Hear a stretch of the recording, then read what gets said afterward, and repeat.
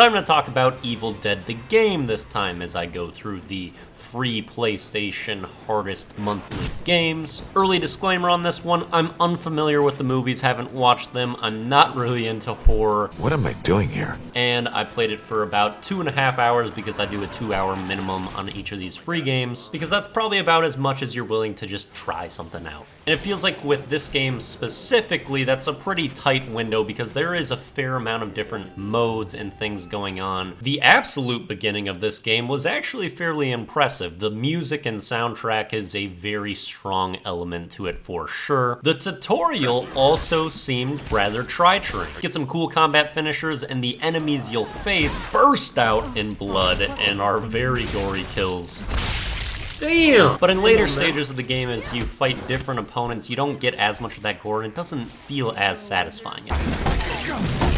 I call this one the Ash Gash. However, hopping into this game, the camera placement is something that was a little disturbing. It's very close up. You also see that you're off-center more to the left. And there is also no camera settings that you can really adjust to fix this, and no FOV switching either. Some other things that fundamentally just feel a bit off. To interact and pick up items is triangle, not the greatest control they should have picked there. I mean, the standard's kind of square. But the bigger problem is how long you have to press it and the time it takes to interact with things. For what should be a quick looting situation, you have to hold throughout that process. Additionally, those finishers that look so cool in the tutorial are a little bit more awkward when you're in a bit more frenzied combat because they take really long. And the combat would kind of feel that way for most of the time, and the fluidity of that is not great either. Another thing that seems just really bizarre is that there's a fear meter in this game, and that is only really simplexed by the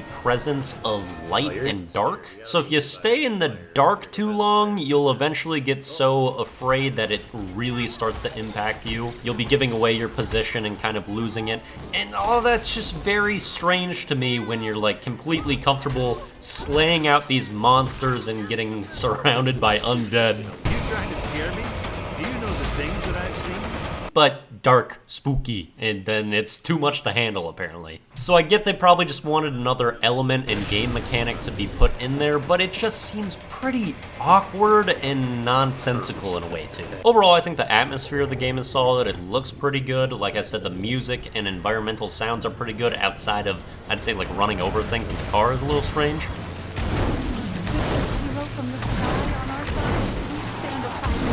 If you are more into the horror Grupory, I think there's some things that could work pretty well for you in this game. The missions seemed like the most compelling thing to me. Those are just more story-driven, single-player experiences. You have to be extremely attentive and aware of the sound around you if you're going to want to pick out enemies approaching you before they're like right on top of you. That tree is very upset.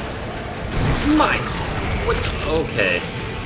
Okay, I just got motorboated. Oh, he's coming for more! I don't consent! So for a horror game, that's an interesting element that makes you stay locked in and will also punish you for any lapses of attention. But in a multiplayer setting and just not really being into jump scares, it's not going to be appealing from that sense.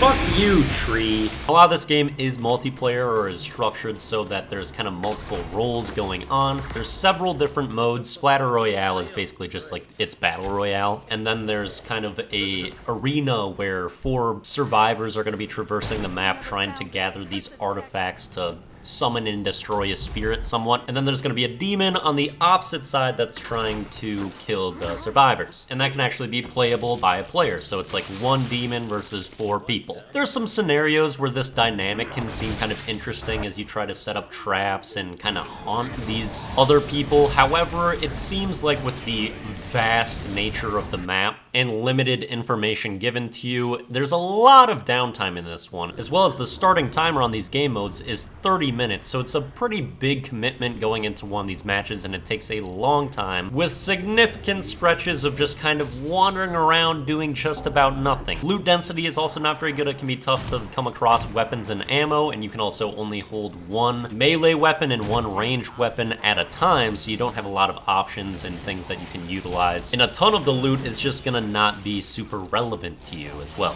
Overall, I think if you get a group of people together and you can kind of interact and work together, either as the survivors or trying to like haunt your friends as the demon, it could bring up some pretty fun, interesting experiences. Or if you're more into horror, there's gonna be some intense, spooky moments a little bit in the missions. So there's some potential, some complexity that probably needs to be explored further, but not a lot that I find overly impressive, and I also think that its kind of entertainment ratio is pretty dull. If you're really into horror or really into the movies, probably worth a shot. As far as a movie game adaptation, it doesn't seem too bad, but if you don't have the connection in those realms, it's not worth going out of your way for it. And that's my general thought for this first to review. One more to go with Beyond Light, which is a game I have actually ultimate expertise on it. I'll explain that later, but it's funny that I got like 3 games that I'm completely blind with, and then the game that I know more than most people on the planet about. So yeah, we'll see about that one.